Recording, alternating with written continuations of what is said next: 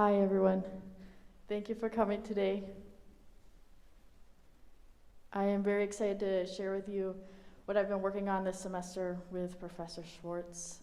I will be performing and presenting on Brahms's Violin Sonata, number 3 in D minor. One of the things that I've done throughout my history classes here has been a lot of work or composer-focused research specifically on Brahms, and one of my favorite things to do when I was working on that was to find the perspectives of other composers and musicians that were living at the same time. So in this case of Brahms, Robert Schumann as well as Clara Schumann were very close with Brahms. They lived in the same house, even Brahms lived in Schumann's house, and Schumann was an enormous advocate for Brahms early on before he was very well known. So this quote describes him very well. May the highest genius prompt him where expectation waits for him. For another genius, that of modesty, lives in him. At all times there rules a sacred bond of kindred spirits. Tighten your circle, ye who belong together, that the truth of art may shine ever brighter, spreading joy and abundance everywhere.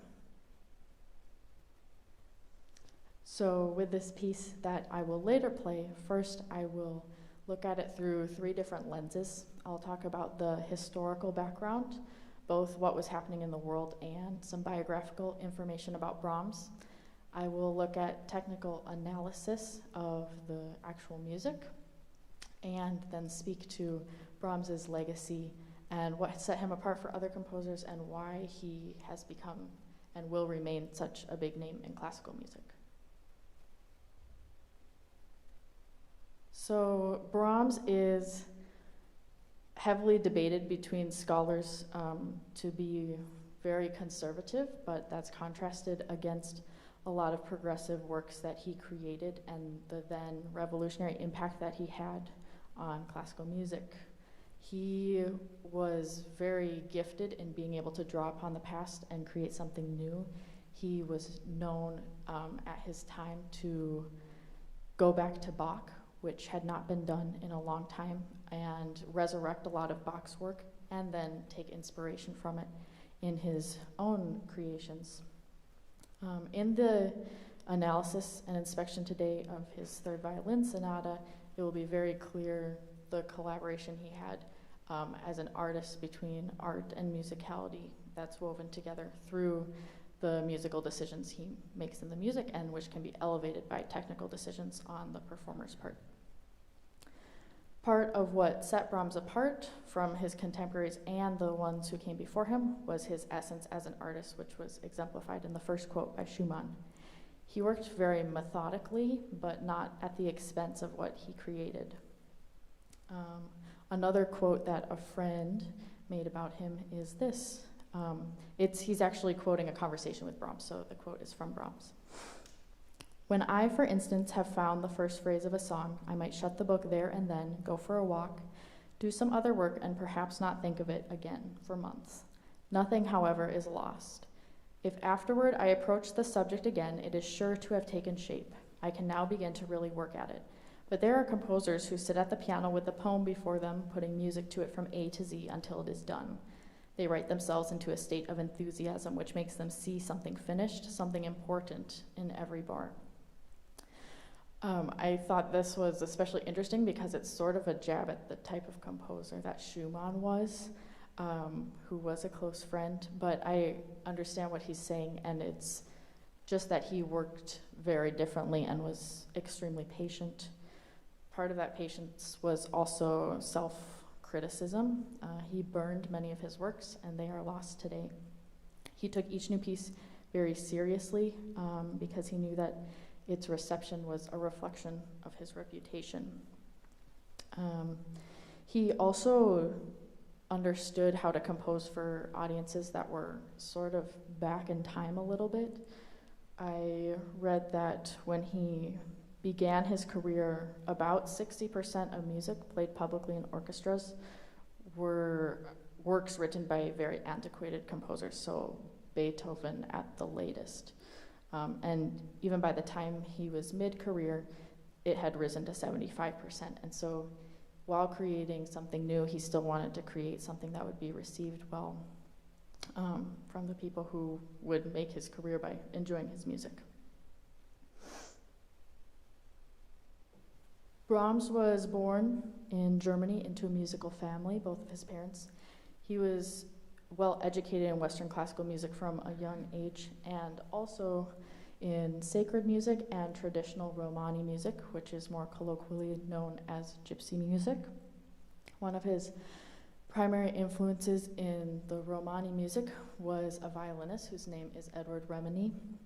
He was a gypsy violinist, and he taught Brahms a lot of what he ever learned about that style of music, and was the major influence for all of his Hungarian dances, which are arguably Brahms's most popular works, at least with the general public even today. Brahms also made a living through performing as a pianist, as a conductor, and editing and publishing other works from composers such as C.P.E. Bach, Francois Couperin, Robert Schumann, Franz Schubert, and Frédéric Chopin. He, as a performer, premiered many of his own works. He premiered this particular sonata himself, and as a performer, he was known in a different way from, for instance, Liszt and Chopin, who were very virtuosic, but there's a quote about him that talks about him sitting at the piano and being able to sound like an entire orchestra and carry all of those colors just through playing the piano on his own.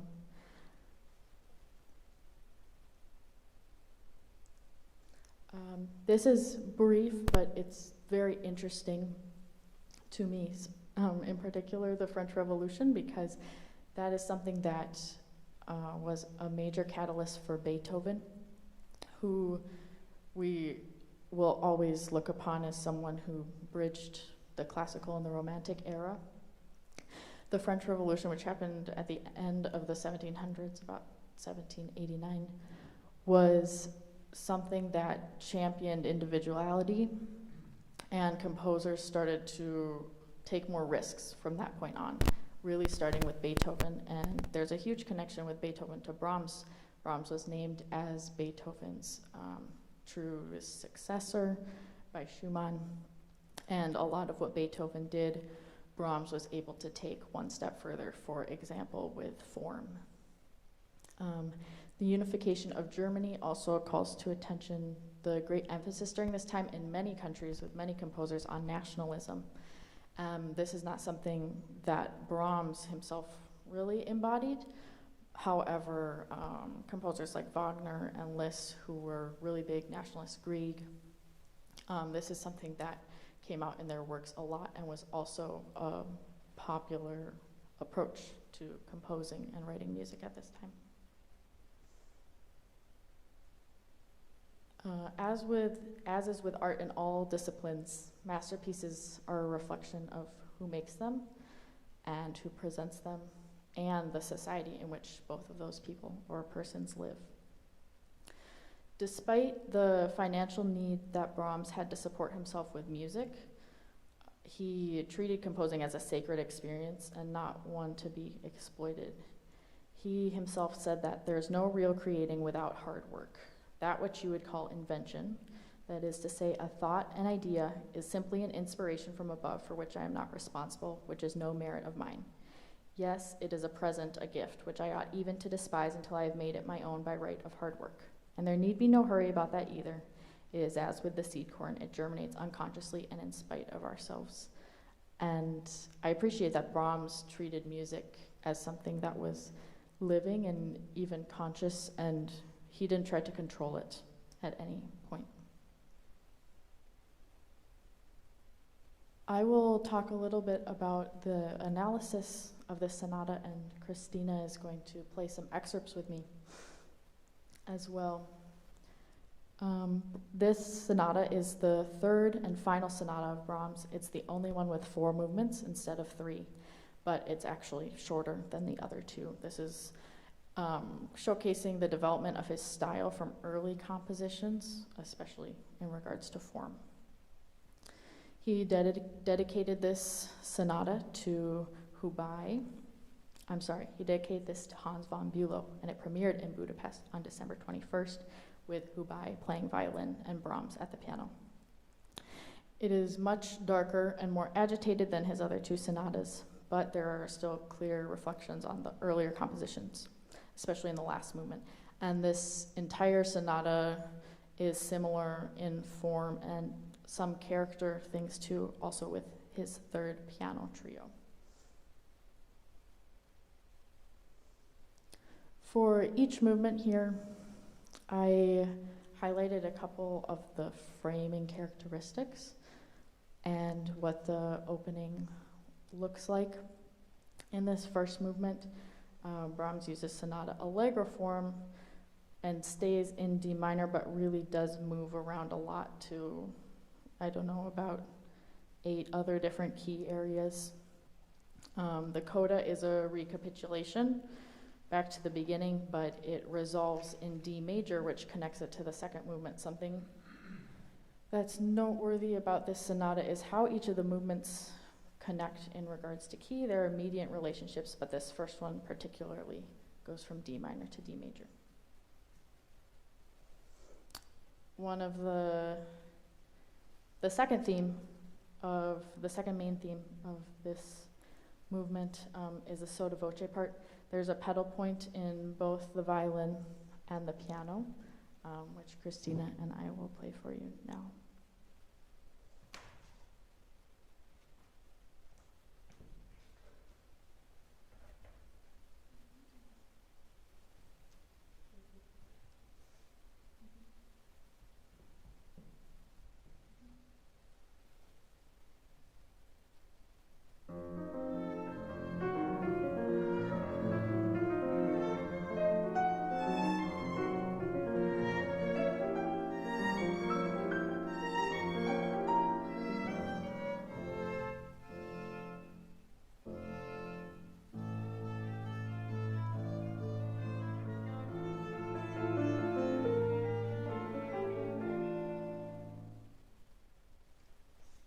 Section returns again in 2 different keys. It comes at the very end of the piece.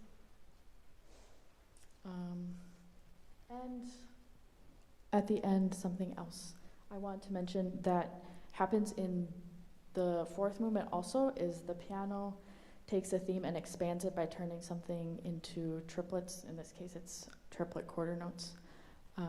But it really calms everything down to bring us into the second movement.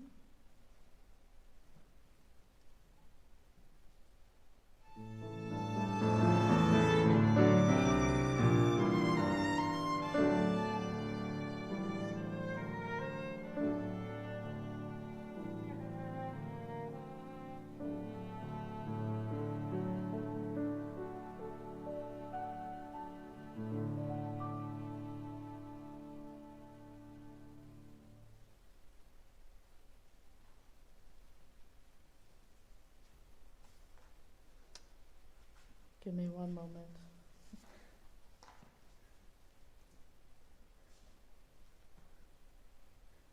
The second movement is an adagio.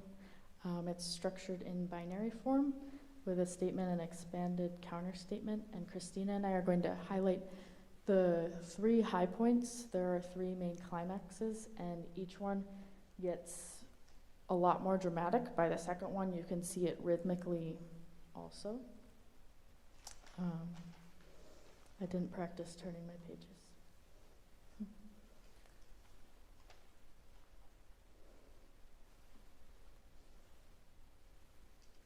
In comparison to all of the other movements, there is a really beautiful lyrical theme in the 4th movement, but this is the most vocal theme, I would say. Brahms also did write Lieder, and one of his violin sonatas has a movement based on one of the songs he wrote. This one is not based on a song, but the intervals and the natural tendencies of how the melody moves is very similar to that of a vocal work. We will play here these 3 sections, which are all exactly the same sequence, but in different keys.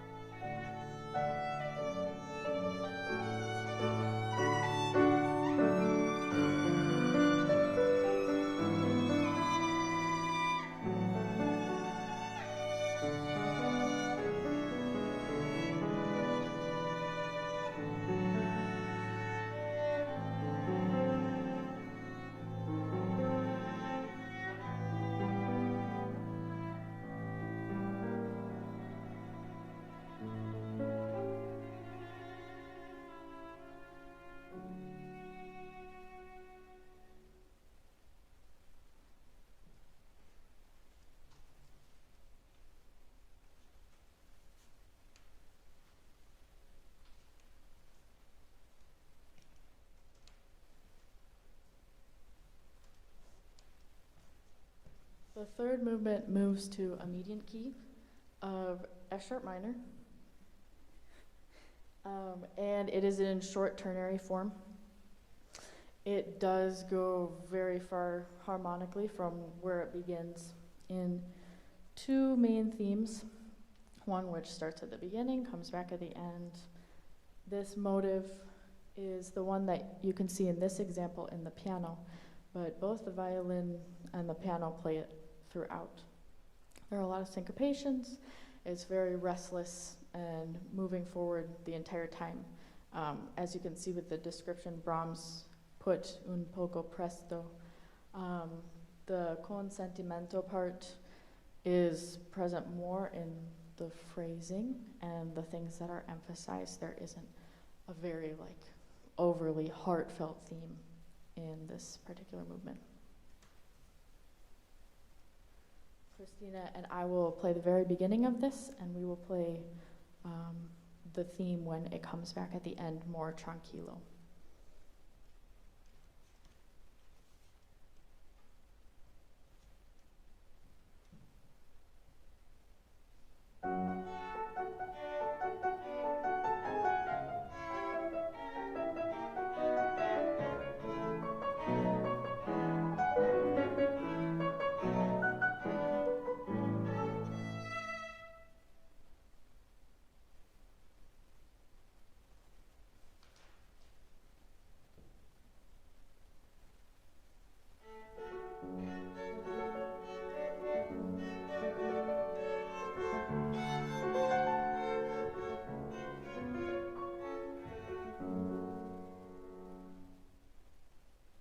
You can see that it is developed a little bit with the violin having double stops, but it is the same material.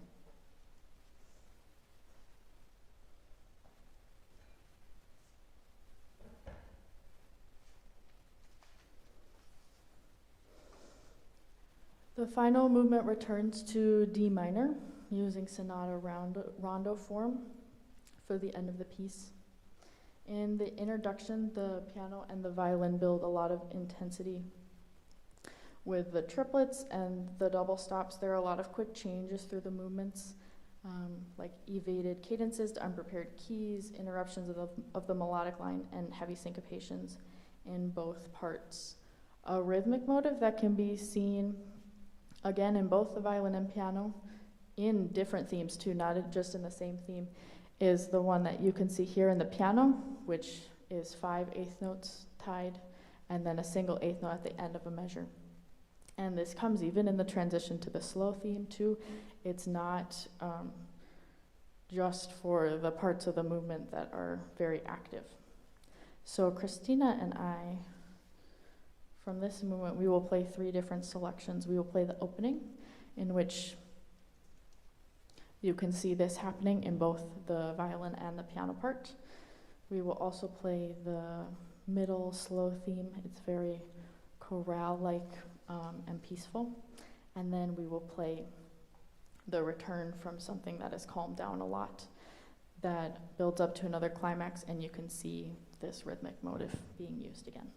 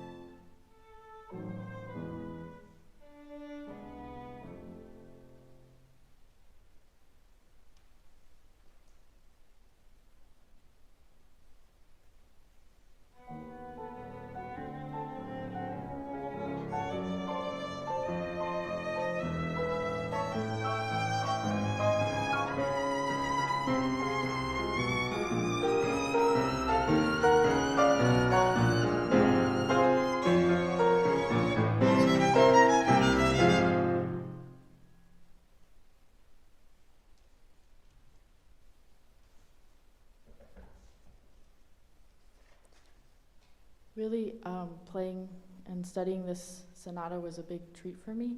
I've never played a Brahms sonata before, so getting to have a rich experience of playing this piece, but also learning so much about it, has been really, really great for me.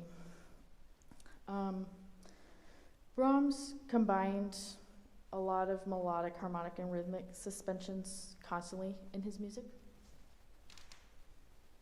And there's a very popular and disputed discussion about rubato in music and when it's appropriate and when it's not. And rubato is greatly needed for something like this.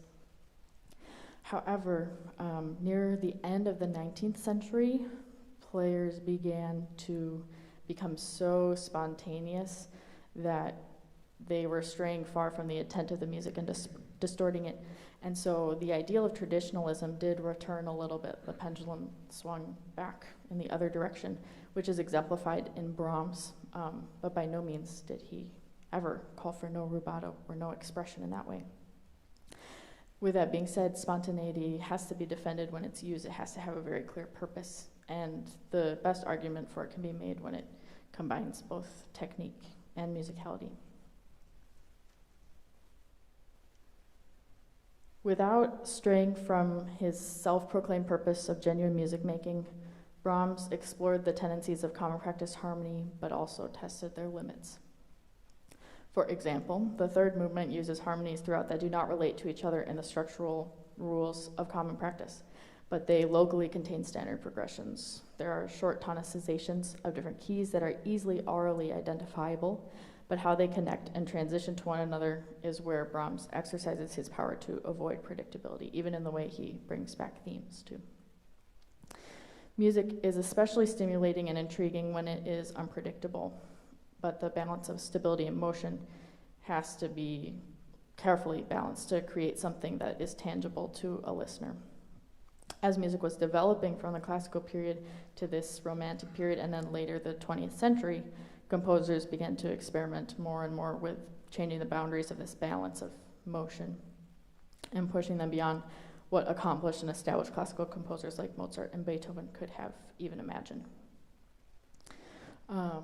Texture is a combination of many musical and extra-musical aspects. The presence of some things and the absence of others create an infinite number of possible contrasts.